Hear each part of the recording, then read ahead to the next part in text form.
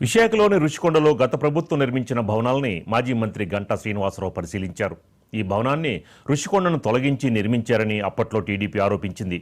500 కోట్ల రూపాయలతో ఈ భవనాన్ని నిర్మించారని, ముఖ్యమంత్రి క్యాంప్ కార్యాలయం కోసం ఈ భవనాన్ని నిర్మించారని ఆయన తెలిపారు. ఇంత పెద్ద ఎత్తున ప్రజాధనాన్ని గత ప్రభుత్వం దుర్వినియోగం చేసిందని ఆరోపించారు.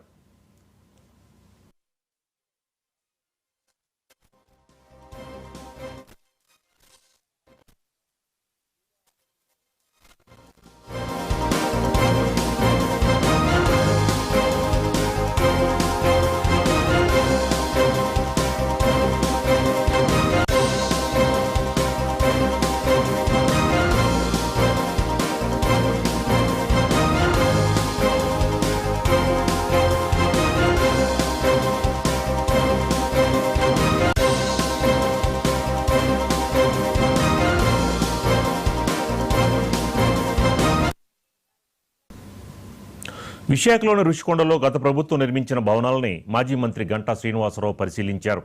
ఈ భవనాన్ని రుషికొండను తొలగించి నిర్మించారని అప్పట్లో టీడీపీ ఆరోపించింది. 500 కోట్ల రూపాయలతో ఈ భవనాన్ని నిర్మించారని, ముఖ్యమంత్రి క్యాంప్ కార్యాలయం కోసం ఈ భవనాన్ని నిర్మించారని ఆయన తెలిపారు. ఇంత పెద్ద ఎత్తున ప్రజాధనాన్ని గత ప్రభుత్వం దుర్వినియోగం చేసిందని ఆరోపించారు.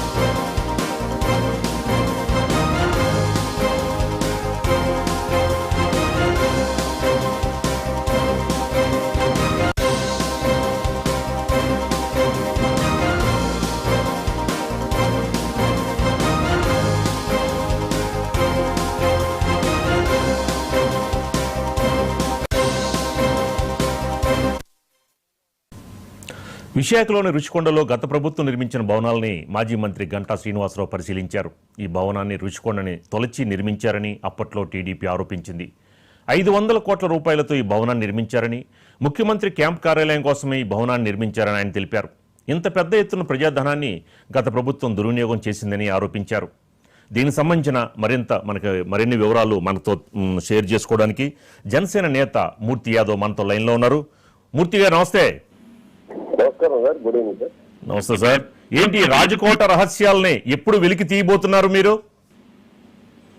ఇంకా ఇప్పుడు ఏదైతే రుషికొండ విషయం అంతా కూడా ప్రస్తుతం రాష్ట్ర అత్యున్నత న్యాయస్థానం హైకోర్టు పరిధిలో ఉంది. ఏ పర్పస్ కోసం అయితే రుషికొండ పునర్నిర్మాణం కోసం అక్కడ టూరిజం ప్రాజెక్ట్ నిర్మాణంలో భాగంగా అప్పటి రాష్ట్ర ప్రభుత్వం ministry of environment, forest and climate change దగ్గర నుంచి తెచ్చుకున్నటువంటి పర్మిషన్స్ ఏవైతే ఉన్నాయో ఆ పర్మిషన్స్ విరుద్ధంగా అదనంగా పనులను చేశారు, బోర్డుగుండని చేసేశారు. అంతేకాకుండా అక్కడ చేపట్టిన నిర్మాణాలు ఏవైతే ఉన్నాయో అక్కడ సక్రమంగా లేవు, అక్రమంగా నిర్మాణాలు చేపట్టారు. సుప్రీంకోర్టు ఇచ్చినటువంటి తీర్పు ఏదైతే ఆ తీర్పు ఇచ్చిందో పాత నిర్మాణాలు ఉన్న చోట ఫ్లాట్ ఏరియాలోనే ఇన్స్పెక్షన్స్ చేయాలి అని చెప్పి సుప్రీంకోర్టు ఇచ్చినటువంటి ఆదేశాలు కూడా వీళ్ళు దాన్ని వ్యతిరేకంగానే చేశారని చెప్పి కంటెంప్ట్ ఆఫ్ కేసు కూడా మనం వేయడం జరిగింది. దీని మీద హైకోర్టు రాష్ట్ర అత్యున్నత న్యాయస్థానం చీఫ్ జస్టిస్ గారు ఒక అత్యున్నత ఎక్స్పర్ట్ కమిటీని కూడా వేశారు. ఎక్స్పర్ట్ కమిటీ ఒక నివేదిక కూడా ఇచ్చింది గతంలోనే. మళ్ళీ తర్వాత కూడా ఆఖరిసారిగా ఇంకొకసారి expert committee ministry of environment, forest అంతా ఒక కమిటీ వేద్దామని చెప్పి కమిటీ వేసిన తర్వాత ఆ కమిటీ యొక్క చైర్మన్ ఎవరైతే గౌరవ ఆయన ఉన్నారో ఆయన కొంతకాలం చెల్లటం వల్ల ఆ కమిటీ రిపోర్ట్ కొంత ఆలస్యం అయింది. హైకోర్టు పరిధిలో ఉంది. ఖచ్చితంగా అక్కడ నిబంధనల విరుద్ధంగా పనులు చేపట్టారన్నది తేటతలం అయింది. కమిటీ నివేదిక కూడా ఇవ్వడం జరిగింది. దాని మీద ఏదైతే ఇప్పుడు ప్రకృతి పర్యావరణానికి విఘాతం కలిగించి వీళ్ళు రాజసిద్ధంగా ఉన్నటువంటి కిందలను వీళ్ళు ఏదైతే ఇష్టానుసారంగా ఈ విలాసమైనటువంటి జగన్మోహన్ రెడ్డి భవనాల కోసం అంత 500 కోట్ల రూపాయలు ప్రజాధనాన్ని దుర్వినియోగించి ఎవరిని వెళ్ళనివ్వకండి. అక్కడ కేవలం రుషికొండ అంటే ప్రపంచవ్యాప్తంగా విశాఖకు వచ్చేటువంటి పర్యాటకులకి ఒక్కసారైనా సరే మన రుషికొండ టూరిజంలోని ఆ యొక్క దీంట్లో మనం నివసించాక ప్రయోజన అని చెప్పి ఆహ్లాదకరంగా ఉండాలని భావించేటువంటి ఆ రుషికొండ ప్రాజెక్ట్ ని ఏదైతే విశ్వాసం చేసేసి వీళ్ళ యొక్క క్యాంప్ ఆఫీస్ కోసం ఇవాళ చూసుకుంటారు. ఇవాళ భీమిలి ఎమ్మెల్యే గంటా శ్రీనివాసరావు గారు ఏదైతే ఇవాళ ఆ యొక్క రుషికొండ ప్రాంతాన్ని లోపలినటువంటి భవనాలను సందర్శించారు. అత్యంత విలాసవంతమైనటువంటి భవనాలు టూరిజం పర్పస్ కోసం వాడాలని చెప్పి పర్మిషన్ తీసుకున్నటువంటి వాళ్ళు క్యాంప్ ఆఫీస్ కోసం ఎలా నిర్మిస్తారు? అది నిబంధన విరుద్ధం. మళ్ళీ క్యాంప్ ఆఫీస్ కోసం దాని పర్పస్ మార్చి ప్రభుత్వం ఏం కోసం వినియోగించాలంటే కేంద్రం నుంచి మీరు మళ్ళీ పర్మిషన్ తీసుకురావాలి. కేంద్రం నుంచి పర్మిషన్ తీసుకురాకుండా టూరిజం గురించి కాకుండా దేని గురించి కూడా అట్లా దాన్ని వినియోగించడానికి వీలు. అలాంటిది నూతన ప్రభుత్వం కూటమి ప్రభుత్వం ఏర్పడింది. చంద్రబాబు నాయుడు గారు ముఖ్యమంత్రి గారు, అలాగే ఉప ముఖ్యమంత్రి గారు, జనసేన అధినేత పవన్ కళ్యాణ్ గారు మొత్తం అందరూ కూడా ఆ యొక్క రుషికొండ భవనాన్ని టూరిజం పద్ధతి వాడేయడానికి అనుగుణంగానే వాటిని వినియోగిస్తారనేటువంటి పూర్తి నమ్మకం విశ్వాసం అయితే మాకుంది.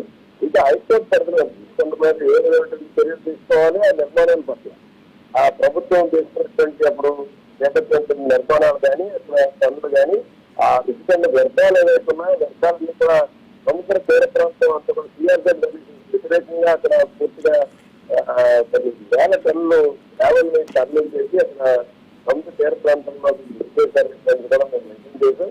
అంటే పూర్తిగా సిఆర్జెడ్ నిబంధనలు నిబంధనలు అన్నింటికి వీళ్ళు వినోదాలు ఇచ్చేది ఇష్టానుసారంగా వీళ్ళు ఎనర్జీగా చేసేటువంటి నిర్మాణాలు ఏవైతే ఉన్నాయో ఆ పనులు ఏవైతే చేపట్టారో దాని మీద పూర్తి స్థాయిలో నూతన ప్రభుత్వం ఖచ్చితంగా మంచి నిర్ణయం తీసుకుంటారని చెప్పి నేనైతే భావిస్తాను. రైట్, థ్యాంక్ యూ మూర్తి యాదవ్ గారు.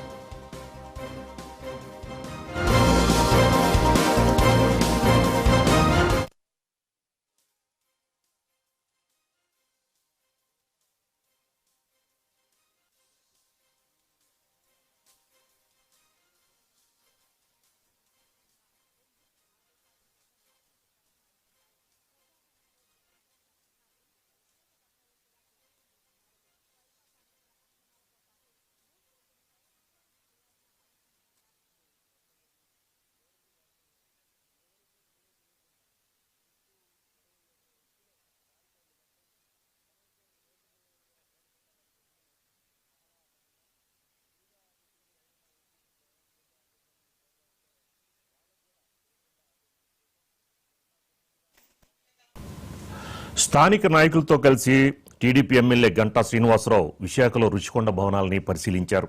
అనంతరం మీడియాతో కూడా మాట్లాడారు. ఇక్కడ రహస్యంగా విలాస భవనాలని కట్టారని, ముందు పర్యాటకం అన్నారు, తర్వాత పరిపాలనా భవనాలు అన్నారని, దగ్గరగా 500 కోట్ల ప్రజాధనం ఏం చేశారని గంటా శ్రీనివాసరావు ప్రశ్నించారు. వైకాపా నాయకులకే ఈ కాంట్రాక్ట్ ఇచ్చారని, రుషికొండ భవనాలని ముఖ్యమంత్రి చంద్రబాబుకి చూపిస్తామని, ఈ భవనాల విషయంపై ప్రభుత్వ నిర్ణయం తీసుకుంటుందని కూడా గంటా శ్రీనివాసరావు తెలిపారు. మొత్తానికి రుషికొండ భవనాల నిర్మాణ అంచనాలను మాత్రం రహస్యంగా ఉంచారని చెప్తున్నారు గంటా శ్రీనివాసరావు.